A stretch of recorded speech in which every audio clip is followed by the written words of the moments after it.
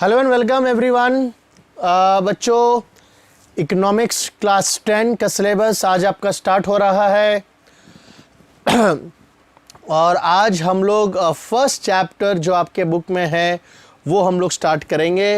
Right my dear students, if you remember हम लोग कौन सा बुक फॉलो कर रहे हैं? हम लोग जेपी गोयल, जो गोयल प्रकाशन, राइट गोयल ब्रदर्स प्रकाशन के हैं, जेपी गोयल और कौशल गोयल के जो लिखे द्वारा जो बुक हैं वो हम लोग उस पे से हम लोग हमारा रेफरेंस होगा।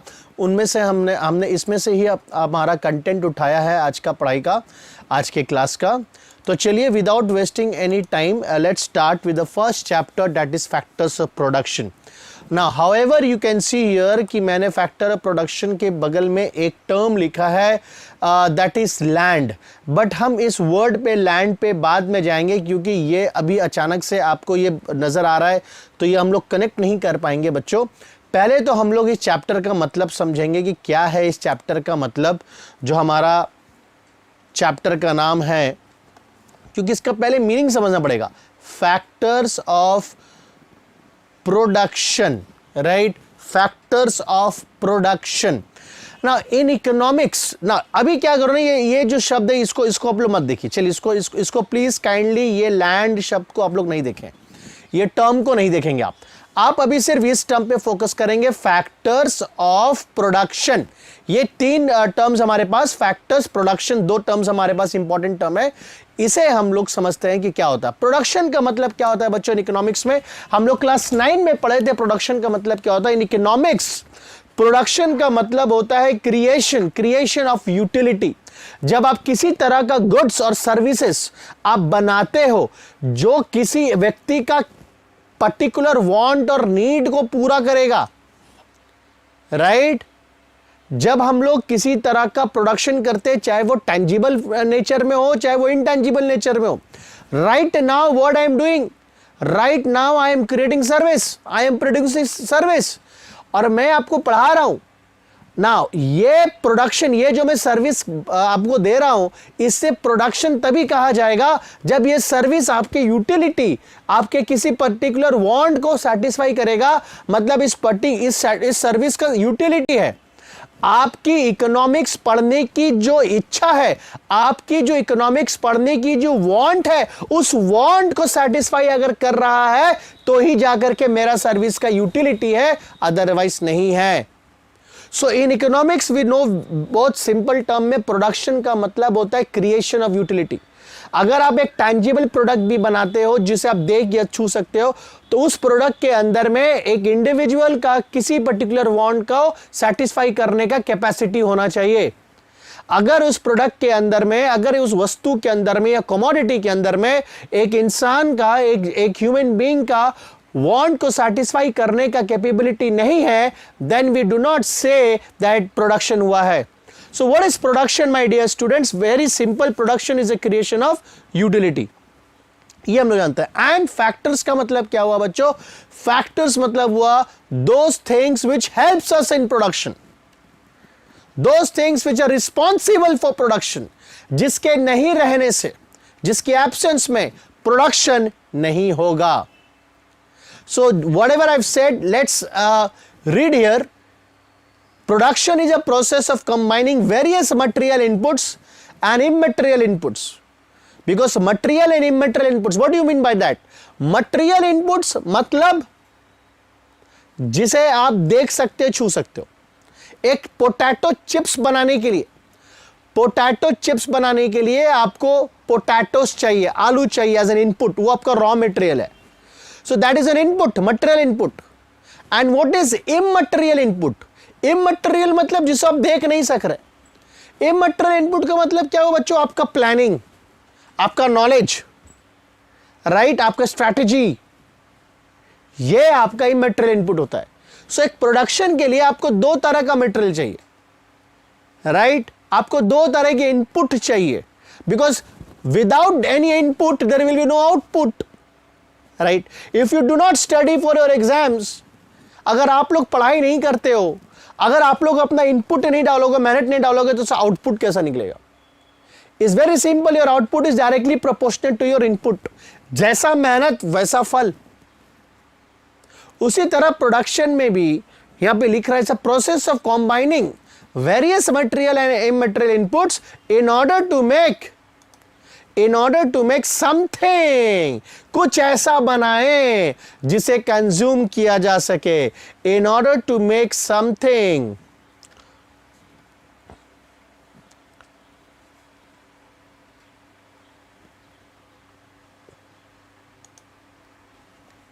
या सो यहां पे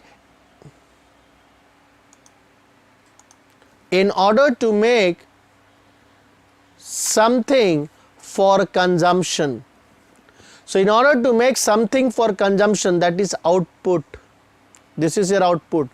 So आप जैसा input करोगे वैसा ही output मिलेगा. It is the act of creating an output, a good or a service which has value. बच्चों value किसकी होती है? Value उसी की होती है जिसकी utility होती है. पढ़े थे क्लास 9 में हम लोग. वैल्यू उसी की होती है जिसकी यूटिलिटी होती है। अगर किसी चीज का अगर कोई भी चीज हमारे वांट को सेटिस्फाई नहीं कर सकता है, अगर कोई भी चीज हमारे वांट को सेटिस्फाई नहीं कर सकता है मेरे बच्चों, तो उसकी वैल्यू नहीं है, उसकी यूटिलिटी नहीं है। यूटिलिटी नहीं है तो वैल्यू कहां से होगी? So it is act of creating an output, a good service which has a value. In other words, which has a utility. This is what it's trying to tell you, and contributes to the utility of individuals. समझ में आ रहा है? So that's why in one word I said कि production क्या है? Production is nothing but it is the creation of utility and nothing else, right? Let's move to the next thing. Factors क्या हुआ? जैसे कि मैंने आपको कहा कि factors का मतलब क्या होता है?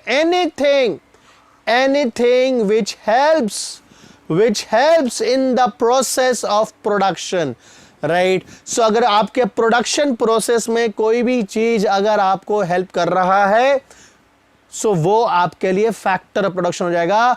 मतलब ये वो चीज है जो रिस्पॉन्सिबल है प्रोडक्शन के लिए, जिसके चलते प्रोडक्शन हो रहा है, जो हमें प्रोडक्शन करने में हेल्प कर रहा है।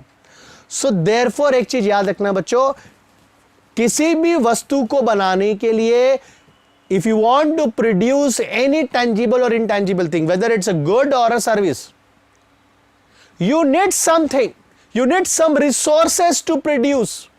You cannot produce without, right? You cannot produce without taking help from any resources. So कुछ अगर आउटपुट चाहिए तो इनपुट टू होगा ही। अगर प्रोडक्शन करना है तो आपको फैक्टर्स तो आपको कुछ चीज तो रहेगा ही। There will be something which will help you to produce. So in this chapter हम लोग करने क्या वाले, आपको समझ में आ रहा है?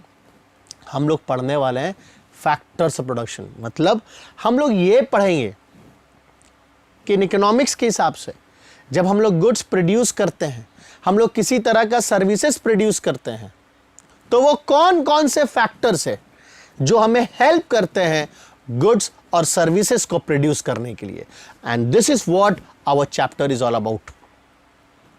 सो in this chapter you are going to study, right? In this chapter you are going to study about the various factors which are responsible for producing goods and services. And the first factor जो हमारे पास है आज वो है land, right? Land in economics, the resource that encompasses the natural resources used in production. It is a free gift of nature. Now पहले मेरा I wanted पहले हम आप लोग से सजेशन लेते हैं कि आप लोगों के हिसाब से लैंड क्या है। बच्चों जब लैंड वर्ड नजर आता है तो हम लोगों का कल्पना, right? What do we start imagining? We start imagining this a plane surface, right? Surface of the earth, यही समझ में आता है ना हमें। लैंड का मतलब खाली जमीन। सो जब भी आपको अगर कोई वर्ड बोलेगा लैंड, तो what will you imagine? What picture which will it will come in your mind? क्या माइंड में आएगा बच्चों? कौन सा पिक्चर आपकी माइंड में आएगी जब आप लैंड वर्ड यूज करोगे? This is the very same picture which is going to come. वो पिक्चर आपके मन में आएगा जहां पे, जिस लैंड पे, जिस ग्राउंड पे आप जाके क्रिकेट या फुटबॉल खेलते हो, वो पिक्चर आपके नजर पे आएगा। आपके स्कूल की प्लेग्राउंड नजर आ जाएगी इमेजिनेशन में आपका। So because this is what we mean, this is what we think, ये हम लोग देखते आए हैं बचपन से। So land means free, a plane surface, the flat surface और the surface of the earth. But my dear students, क्या लैंड का मतलब सिर्फ यहां तक ही सीमित रह जाएगा? Is the meaning of the word land is confined to the plain surface of the earth? Is it so? Are we confining our imagination only till our football ground or a cricket ground, or in the ground which we play, or is ground something that which is here in front of you, the picture is there? Are we confining our imagination into that? Nahi. In economics, land means much more than this free, the flat surface. So in economics, what does the land means? In economics बोलता है, economics land means the resources that encompasses the natural resources used in the production. So production में किसी भी goods और services को produce करने के लिए जब नेचुरल रिसोर्सेस, वो हर नेचुरल रिसोर्सेस जिसका इस्तेमाल होता है, वो व्हाट इज नेचुरल रिसोर्सेस बच्चों? नेचुरल रिसोर्सेस का मतलब वो रिसोर्सेस जो हमें कुदरत से, which is been given to us by the nature, which is the free gift of a nature. Clear? That is why we are calling it natural. It is not man made, it is not produced, it has been not been made by the people in this earth, rather it has been given to us by this nature. So all the natural resources which is used for the production of goods and services will come under the term land in economics, and we can say it is a free gift of nature. सो क्या क्या आएगा बच्चों land में? So land में आपका soil भी आएगा, land में आपका एयर भी आएगा, लैंड इन इकोनॉमिक्स में आपका सनलाइट भी आएगा। This all will come under the term land because this all are free gift of nature. Water भी आएगा, ये सब हमारे लिए बच्चों फ्री गिफ्ट ऑफ नेचर है। इसे सनलाइट बनाया नहीं जाता, सॉइल बनाया नहीं जाता यार, ये सब हमें मुफ्त में नेचर के द्वारा मिला है बच्चों। ये सब हमें नेचर के द्वारा मिला है और ये सब हमें प्रोडक्शन में हेल्प करता है। ये सब हमें प्रोडक्शन गुड्स क्रिएट करने में, यूटिलिटी क्रिएट करने में सबका योगदान है। सो लैंड का मतलब इकोनॉमिक्स में मत समझना कि सिर्फ एक surface. No, that is not the only meaning of the land. So land in economics यहां पे बोल दिया गया, resource that encompasses the natural right resources use in the production. अब बताइए बच्चों, अगर सनलाइट नहीं रहेगा, धूप नहीं रहेगा, राइट, कितना जरूरत होता है हमें इस धूप का, सनलाइट का, टेम्परेचर को मेंटेन करने के लिए। अगर एक्सट्रीम कोल्ड होगा तो लोग काम कैसे करेंगे? पानी नहीं मिलेगा, लोग प्यासे मर जाएंगे। एयर नहीं रहेगा, ऑक्सीजन नहीं रहेगा, हम लोग ब्रीथ क्या करेंगे, जीवित कैसे रहेंगे, काम कैसे करेंगे? सो बच्चों, ये सब नेचुरल रिसोर्सेस है जिसके चलते हम काम कर पा रहे हैं। एंड दैट इज वाई जब हम लोग फैक्टर्स ऑफ प्रोडक्शन का बात करते हैं, जब हम लोग बात करते हैं कि वो कौन कौन सा चीज है जो हमें प्रोडक्शन करने में हेल्प करता है, तो सबसे पहला ख्याल तो हमें उस चीज का आता है जो हमें कुदरत से मिला है, which has been given to us by the nature. Correct? And that is why we are first grateful to the nature, that the nature has provided us with so many factors which are responsible for production. So I hope land का मतलब आपको clearly समझ में economics में, not only the surface but all those things which has been given to us by the nature, free gift है वो, कोल वगैरह सब ये natural resources है। वो अलग बात है कि उसे एक्सट्रैक्ट करने के लिए हमें पैसा खर्चा करना पड़ता है, वो अलग बात है। लेकिन कोयला तो मिला तो फ्री में हमें, कोयला तो बनाया नहीं, उसे निकालने के लिए पैसा खर्चा करना पड़ता है। समुद्र नदी का पानी तो मिला हमें, हाँ उस नदी का पानी को फिल्टर करने के लिए, उसको यूजेबल बनाने के लिए पैसा खर्चा करना पड़ता है, वो दूसरा चीज है। बट पानी तो मिला हमें फ्री में, एयर तो मिला हमें फ्री में, सनलाइट तो मिला हमें फ्री में, वाटर मिला हमें फ्री में, सॉइल मिला है हमें फ्री में। सॉइल को फर्टाइल ऑल फर्टाइल करने के लिए उसमें कुछ फर्टिलाइजर्स वगैरह डालते हैं, वो अलग बात है, बट सॉइल तो हमें मिला फ्री में। सो ये सब बच्चों आपके लैंड के अंदर में आ जाता है, फ्री गिफ्ट ऑफ नेचर, आप अपने बुक्स में भी देखोगे। सो चलिए अब हम लोग फीचर्स में आते हैं। सबसे पहला free gift of nature, as we have already discussed that land is a free gift of nature. बोलता है man has to spend nothing to obtain, he has to make into the efforts to get it. बस जैसे मैंने आपको कोल का example दे करके कहा था बच्चों कि हमें कोई मेहनत नहीं करना पड़ा कोल बनाने के लिए, हमें कोई मेहनत नहीं करना पड़ता है बच्चों सनलाइट के लिए, ये सब हमें मिलता है। कोल बनाने में मेहनत नहीं करना पड़ता है, कोल एक्सट्रैक्ट करने में, कोल को निकालने में हमें मेहनत करना पड़ता है, वो अलग बात है। कोल बनाने का जो कॉस्ट है वो है जीरो प्रोडक्शन कॉस्ट है बच्चों, क्योंकि कोल हजारों साल का नेचुरल फिनोमेनन से बना है, बट उसे धरती के अंदर से एक्सट्रैक्ट करने के लिए हमें पैसा खर्चा करना पड़ता है, that's a different thing. But ये कोल उपलब्ध तो फ्री में हुआ है। So free gift of nature, land का सबसे पहला फीचर क्या है? It is a free gift, zero cost of production. मनुष्य के द्वारा, ह्यूमन बींग्स के द्वारा किसी भी तरह का ना पैसा खर्चा किया गया है, ना कॉस्ट इनकर गया है, और ना ही बच्चों याद रखना किसी तरह का मेहनत किया गया है। जस्ट टू गेट इट, उसके लिए मेहनत करना है, एफर्ट करना है, बट उसको बनाने के लिए कोई एफर्ट नहीं करना है। And that is why the first ये है, it's a free gift of nature. Second, limited supply. ये इसका एक पिकुलियर फीचर है, land is in fix supply.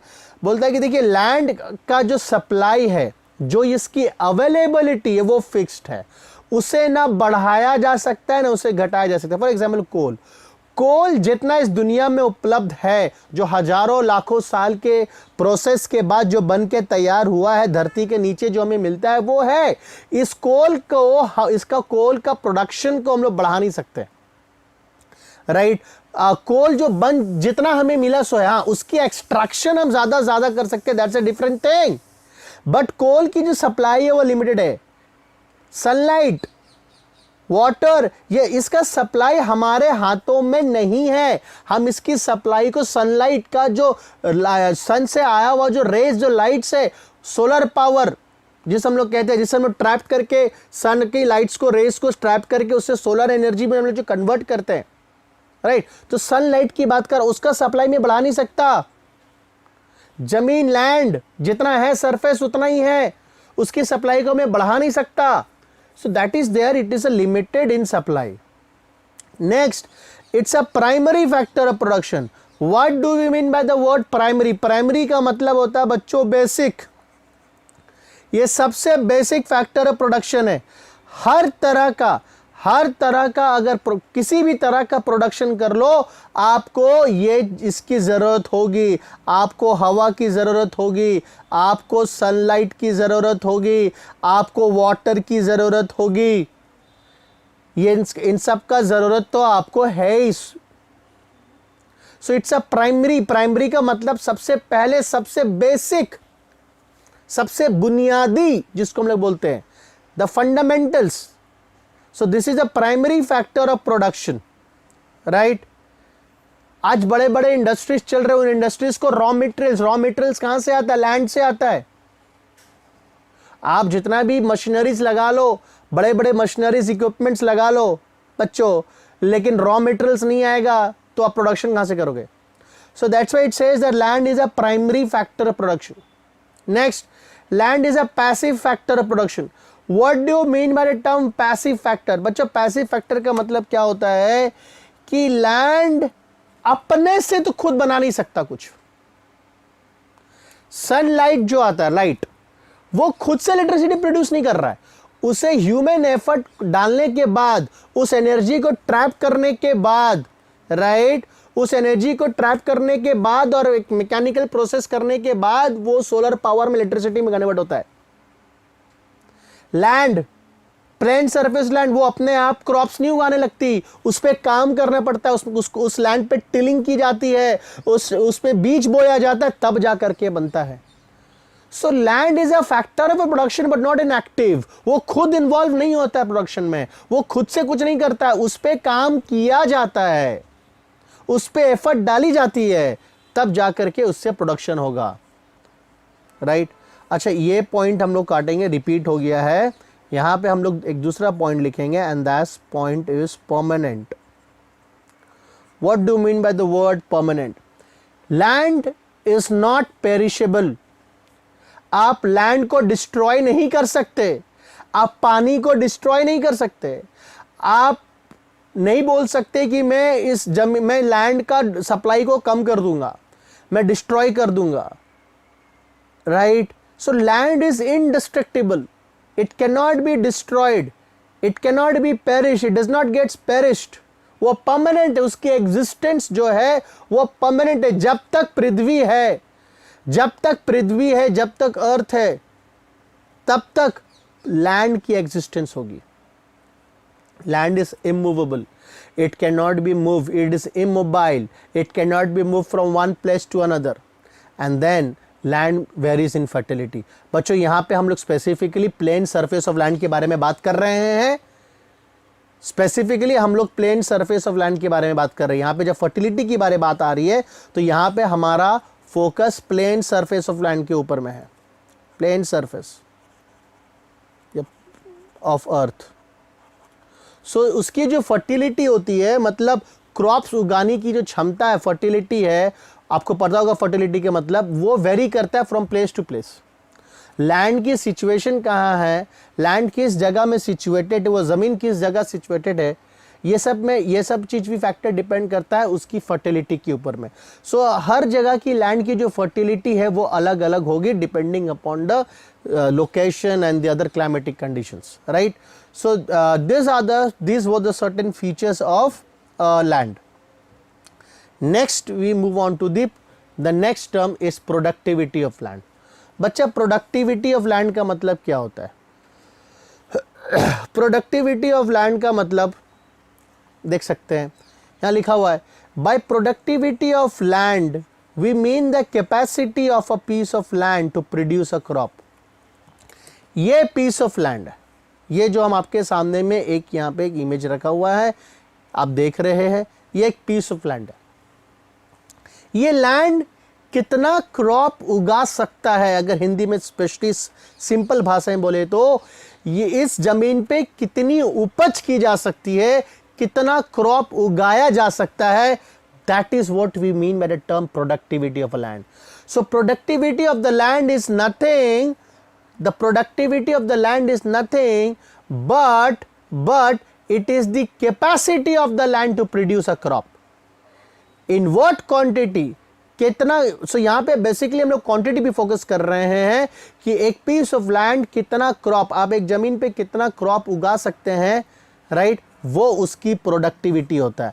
और ये प्रोडक्टिविटी ऑफ लैंड बहुत सारे फैक्टर्स के ऊपर में डिपेंड करता है, क्योंकि बाकी सब लैंड की प्रोडक्टिविटी एक जैसा नहीं होती है। राइट हम लोग इंसान, हमारा भी प्रोडक्टिविटी एक जैसा होता है क्या? एक स्टूडेंट 1 घंटा में 5 सम सॉल्व करता है मैथ्स का, तो एक स्टूडेंट 1 घंटा में 3 सम सॉल्व करता है मैथ्स का। Right so are you getting my point? Productivity differs. हाँ, अपनी प्रोडक्टिविटी को बेटर किया जा सकता है, प्रोडक्टिविटी को इंप्रूव किया जा सकता है, that's a different thing. Right now what is the productivity? Right now what we are understanding here, that what is the meaning of the term productivity. So productivity in a simple sense means that the capacity of a piece of a land to produce a crop is as simple as that. So एक piece of land में आप कितना, एक आप वो land का measurement ले लो, 1 square kilometer of land बोल लो, या जितना स्क्वायर फीट में अगर बोलना है, हेक्टर्स में बोलना है, एकड़्स में बोलना है, जो भी बोल लो। सो एक पर्टिकुलर एक यूनिट रहेगा आपका लैंड का, सो उसमें आप कितनी क्रॉप्स उगा सकते हो, उपज कर सकते हो, that is the productivity of land. And now we are here to understand that what are those factors. जैसे मैं आपको कह रहा था कि what factors affecting the productivity of land. कौन कौन से वो फैक्टर्स है जो लैंड की प्रोडक्टिविटी को आपको ये करेगा, क्या बोलते हैं, इफेक्ट करेगा। एज ए सेड कि एक स्टूडेंट मैथ्स का 5 सम्स को सॉल्व कर लेता है 1 घंटा में, तो एक स्टूडेंट 3 सम्स को सॉल्व कर पाता है 1 घंटा में। ऐसा क्यों होता है? There are certain reasons. क्या कारण है कि एक ही स्टूडेंट, एक ही क्लास के स्टूडेंट, दोनों को सेम टीचर ही पढ़ा रहे हैं, बट दोनों का प्रोडक्टिविटी अलग है, दोनों का कैपेसिटी अलग है। ऐसा क्यों? बहुत सारे फैक्टर्स होते हैं। उसी तरह लैंड के प्रोडक्टिविटीज डिफर करते हैं, राइट। एक लैंड की प्रोडक्टिविटी ज़्यादा होगी, उसमें ज़्यादा क्रॉप्स आप प्रोडक्शन कर पाओगे, कुछ जगह की लैंड की प्रोडक्टिविटी कम होगी। तो ऐसा क्यों होता है? लैंड की प्रोडक्टिविटी, कौन से फैक्टर्स है जो लैंड की प्रोडक्टिविटी को इन्फ्लुएंस करते हैं, राइट। सो सबसे पहला है natural factors. So these are the factors which are not in our hand. This is natural. Natural का मतलब that is by the nature, by god, right. जैसे कि for example land which are situated near the rivers, right, alluvial soil वहां पे मिलेगा आपको, बहुत ही बढ़िया फर्टाइल सॉइल होती है वो, राइट। सो ये तो हमारे हाथ में नहीं था ना, वो तो लैंड का लोकेशन है उस तरह से। सो उसकी स्लोप कैसी है, right. Biological properties of the land, उस लैंड की सॉइल कैसी है। जैसे मैंने कहा कि अगर एक लैंड आप रिवर बैंक के पास सिचुएटेड देखोगे तो उस लैंड की जो सॉइल होगी बहुत ही एलुवियल सॉइल होगी, which is very good for production. So this is the natural factor that is not in our hand. Then we have some human factors, this is in our hand. अब ये जो land हमें मिलता है, इस पे काम कौन करता है? इंसान काम करता है। क्योंकि मैंने पहले कहा था कि land is a passive factor of production. It is a passive factor of production, right. Passive factor of production का मतलब ये होता है बच्चों कि लैंड खुद से कुछ नहीं करता, उस पे काम किया जाता है। और कौन करता है उस पे काम मेरे बच्चों? उस पे काम करते हैं इंसान, मनुष्य, human being. So the human beings work on the land, so it is the human factor. So if a student is practicing 1 hour mathematics every day,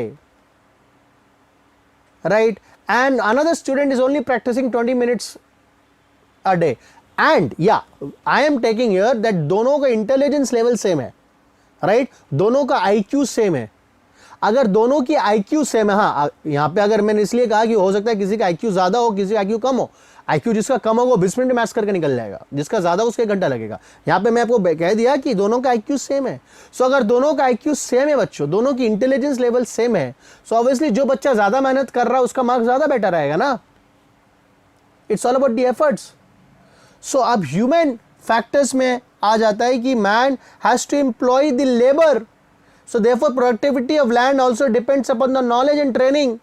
जो लोग उस पे काम कर रहे हैं वो कितना शिक्षित है, उसे कितनी आइडिया है, राइट। एक पढ़ा लिखा फार्मर, एक लिटरेट फार्मर और एक ट्रेंड फार्मर, एक wise farmer can produce more from the same piece of land. उसी लैंड से वो ज्यादा बना सकता है, ज्यादा उगा सकता है। एक ट्रेंड फार्मर जिसे ज्ञान है एग्रीकल्चर की, आज हमें कोई ज्ञान नहीं है, अगर हमें दे दिया जाए जमीन और हमें बोला जाए उगाओ, तो ऑब्वियसली बच्चों हमारा प्रोडक्शन कम होगा as compare to other, compare to the farmers, because we are not trained, we do not have any knowledge in this and we have been asked to go and do agriculture. अगर हम लोगों को बोले cultivation जाके करो, हम लोग नहीं कर पाएंगे। So human factors, the effort, the labour that the man is putting it into your land, on land, that depends, that affects the productivity of land. Improvements, what are the step has been taken to improve, जैसे drainage system, irrigation facilities, canals built हुए हैं कि नहीं, क्या जमीन के land के आसपास प्रॉपर ड्रेनेज सिस्टम है कि नहीं, ताकि पानी जब बारिश हो तो बारिश के पानी रुके नहीं, it should flow, it should clear the ground, it should not get stagnant, right, it should get cleared through the drainage system which is there. So therefore there are a lot of things that has to be done on the land. So your irrigation facility, your drainage facilities, all these things. Location of land, as I've said that हम पहले बता दिए थे कि जो land यहाँ पे लिखा हुआ है, the location of land also affects the productivity of land. Land located near to the market is supposed to be more productive than land at a distant place, as it will not require extra amount to bring the produce to the market. देखिए वो जमीन जो market, मंडी मतलब market मतलब जहां पे trade होगा आपके प्रोडक्शन क्रॉप्स के, जो मार्केट के करीब है बच्चों, बोलता है कि वो ज्यादा प्रोडक्शन करेगा, प्रोडक्टिविटी होगा, क्योंकि वहां से क्रॉप्स लेकर के मार्केट तक जाने में मेहनत कम लगेगा. Again land which is located near the rivers, as I said, जहां पे पानी की सुविधा है उसमें एलुवियल सॉइल, उसकी प्रोडक्टिविटी ऑब्वियसली बेटर होगी. सो लैंड की जो लोकेशन है वो इंपॉर्टेंट है. नेक्स्ट है अवेलेबिलिटी ऑफ कैपिटल. कैपिटल मतलब टूल्स. अब एक किसान बैल से हल चला रहा है और एक किसान ट्रैक्टर से करवा रहा है, दोनों में अंतर आएगा. सो दोनों को सेम पीस ऑफ लैंड दिया जाए, बट एक को आधुनिक लेटेस्ट टेक्नोलॉजी इक्विपमेंट्स दिया जाए, लेटेस्ट इक्विपमेंट्स दिया जाए, और किसी को पुराना इक्विपमेंट्स दिया जाए. सो बच्चों ये जो कैपिटल है ना, कैपिटल का मतलब हम लोग यहां पे बात कर रहे हैं all those tangible things which helps us in the production. So जो टूल्स, मशीनरीज, इक्विपमेंट्स, ये सब कैपिटल में आ रहा है. सो इसकी अवेलेबिलिटी आपके पास कैसी है? अगर आपके पास इन सब का सुविधा है, the farmers have the latest technology, so obviously farmers will be able to produce more from that very same piece of land. So availability of capital is the next point.